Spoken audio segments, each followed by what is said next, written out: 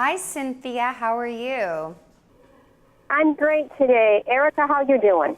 I'm awesome. I'm fantastic. Excited to meet you. Yeah, well, great. Well, I guess give us some background. How did you start doing things yourself?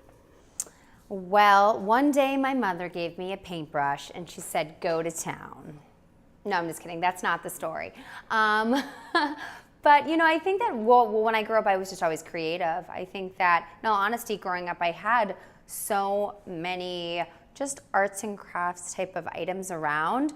It became not just only a childhood hobby, but I just really parlayed that into my, just kind of like my lifestyle, and always wanting to personalize moments and gifts. And it was very much just a natural extension of who I was as a person. And then obviously being able to craft a career, pun intended, was something that, I never expected to happen in this, in my life, but I can't imagine doing anything else. Teaching people to make things is what I'm most passionate about. I always joke that I'm in the business of delivering smiles.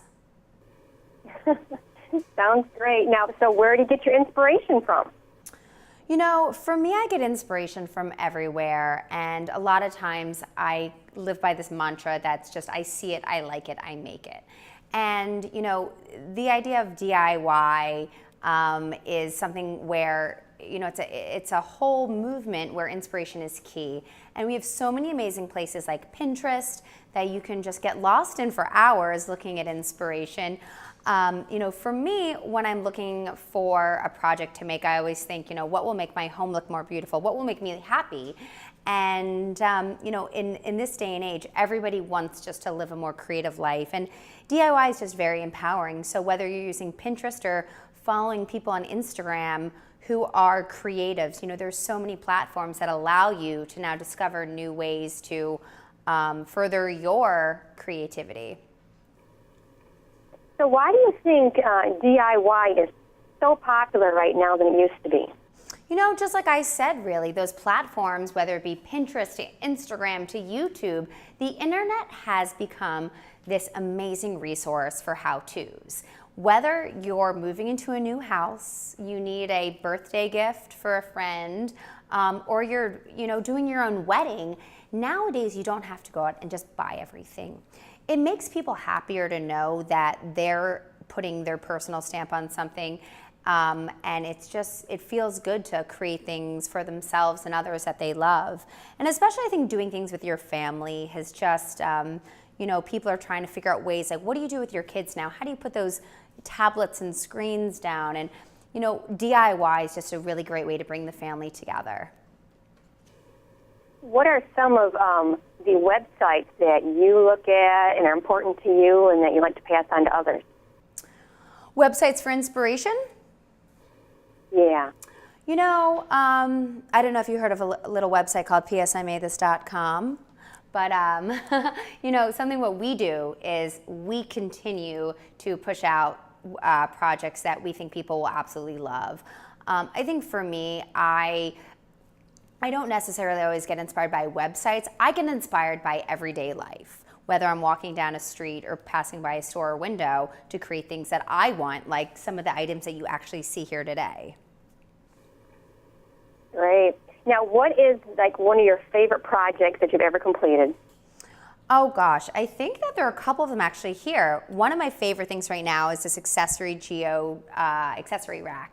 Now this is something that anybody can do. I love this. We made this with actually a couple of my favorite things that I never combined together.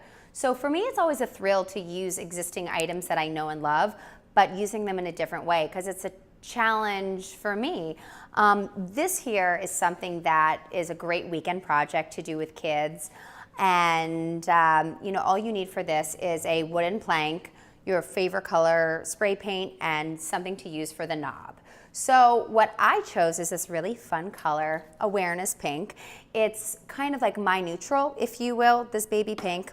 Now with 2 coats completely covered, you're ready for your knobs and your hooks. But it's not the traditional hook. I use these fun geode rocks that all you need is some industrial strength adhesive, put it on the back, a hefty amount will do, stick it there, and if you let it sit for 24 hours, then you're good to go. So if you don't want to use these rocks and you want something, again, maybe a little bit more traditional, but still fun and different, I love the idea of using dresser drawer pulls.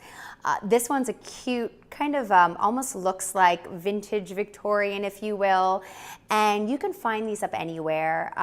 You can pick them up, whether it be at True Value, or actually the idea of just repurposing the knobs that you might have at home is a great idea too, because keep in mind, DIY is all about repurposing, reinventing, and just breathing new life into existing things, kind of like these knobs. Do you have any some fun, simple ideas for sprucing up our homes for the fall? Sure. I mean, you said simple, so I'm going to give you one of my favorite simple projects. This is something in under 10 minutes that you could do. It's a great fall project. I love the idea of bringing plants, whether they be from outside to inside, taking a succulent and spray painting the actual plastic vessel with 2 coats of metallic spray is a great quick project. They could be small like these ones here, or they can transform larger ones for a really luxe look like you see right over here.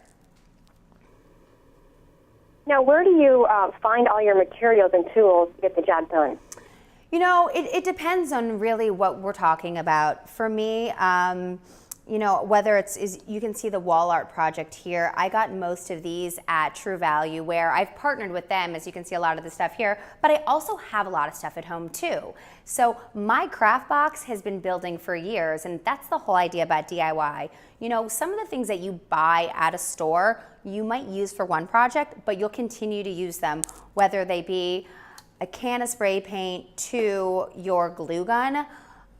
You know, I think I just have been collecting things for so many years. But, you know, when it comes to something like this wall art, you do need specific things. So this is one of my favorite projects where I will buy these craft feathers, or I might have some at home.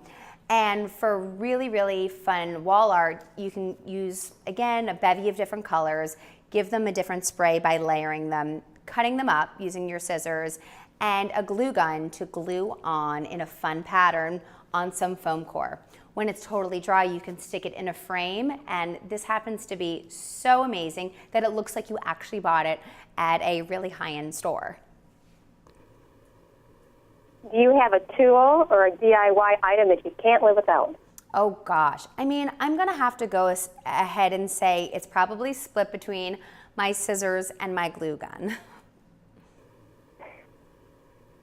Great. Now, where can we go online to get more information about all this, Erica? So for more information about everything you see here and just inspiration across, I'd go to truevalueprojects.com for everything you need.